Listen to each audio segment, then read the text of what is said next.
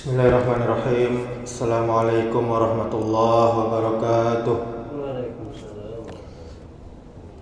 Alhamdulillah, wassalatu wassalamu ala rasulillah, wala hawla wala quwwata illa billah.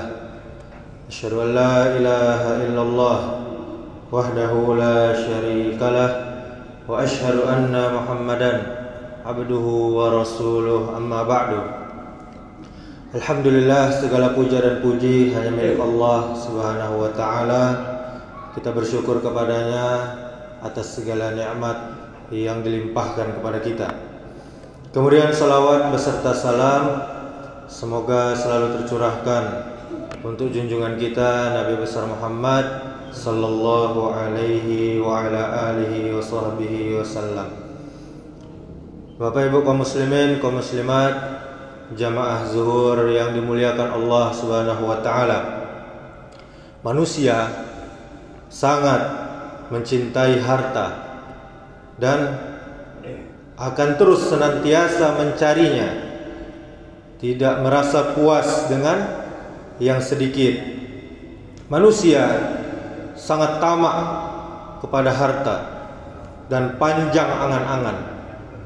Allah Azza wa Jalla berfirman, wa tuhibbunal mala hubban jamma, dan kamu mencintai harta dengan kecintaan yang berlebihan, dalam surah Al-Fajr ayat 20. Di ayat yang lain, wa innahu lihubbil khairi lasyadid, kata Allah, dan sesungguhnya cintanya kepada harta benar-benar berlebihan.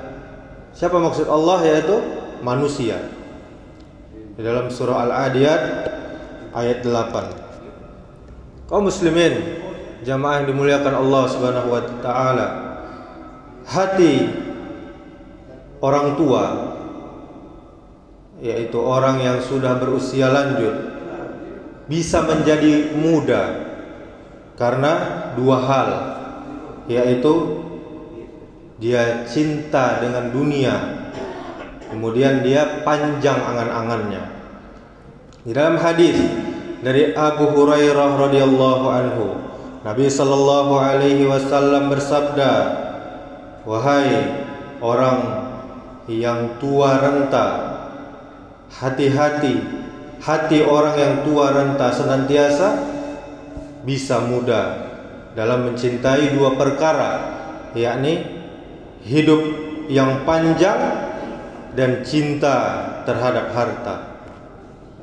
Berkenaan dengan sifat tamaknya manusia, sesungguhnya menggeser patok tanah, pembatas tanah walaupun sejengkal, mengklaim tanah orang lain menjadi tanahnya, atau membuat sertifikat tanah orang lain yang belum ada surat kepemilikannya, bahkan menggandakan sertifikat orang lain, kemudian diakuinya, kemudian dia bawa ke ranah hukum dan bekerja sama dengan pemegang hukum untuk memenangkan kasus yang sengaja dibuatnya demi hawa nafsunya.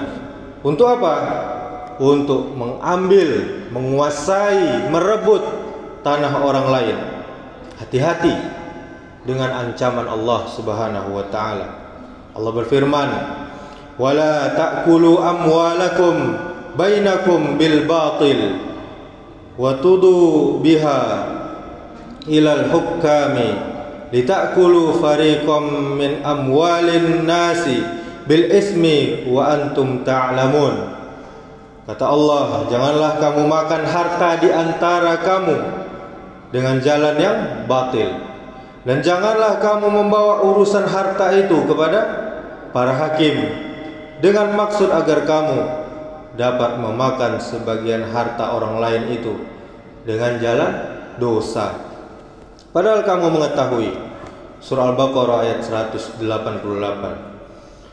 Bapak Ibu kaum muslimin, kaum muslimat, jamaah zuhur yang dimuliakan Allah Subhanahu wa ta'ala, sungguhnya dalam beberapa hadis juga disebutkan Allah Subhanahu wa ta'ala akan mengalungkan 7 lapis tanah dan menghukum manusia untuk menggali bumi hingga 7 lapisan.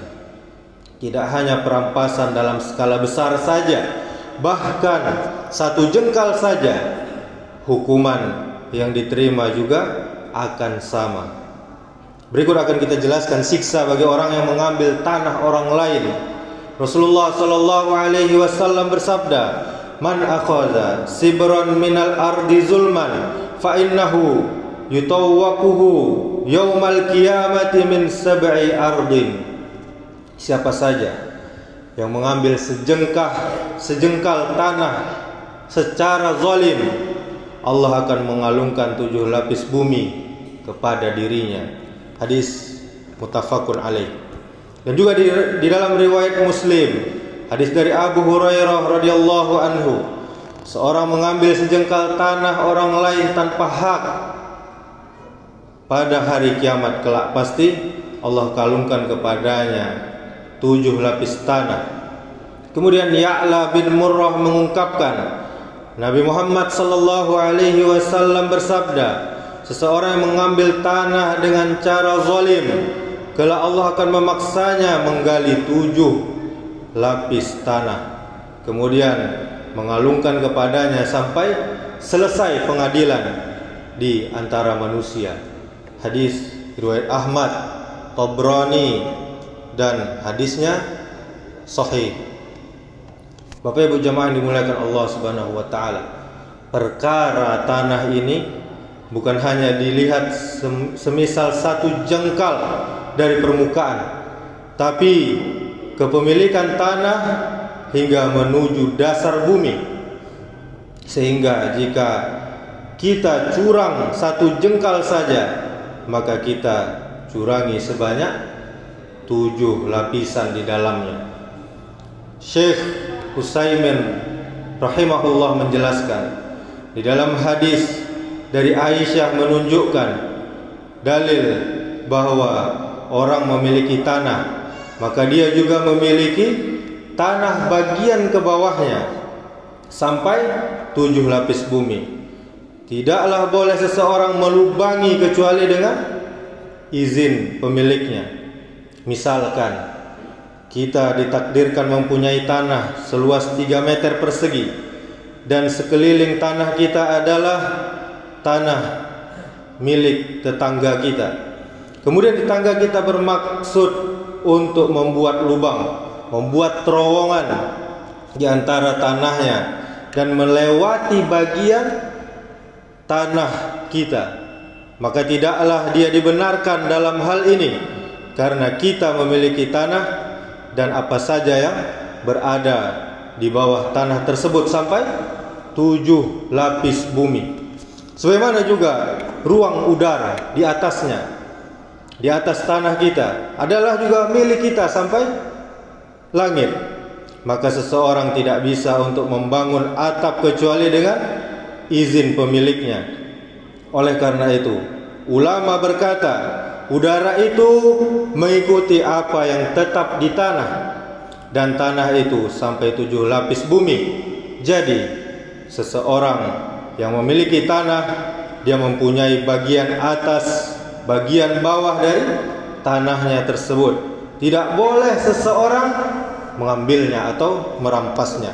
Selain itu, Syekh Salim berkata, barang siapa yang memiliki tanah, maka berarti dia memilikinya dari bawah sampai atas, dan dia berhak melarang orang menggali bagian yang berada di bawah tanahnya, baik berupa lubang ataupun sumur, tanpa meminta izin dan persetujuan darinya.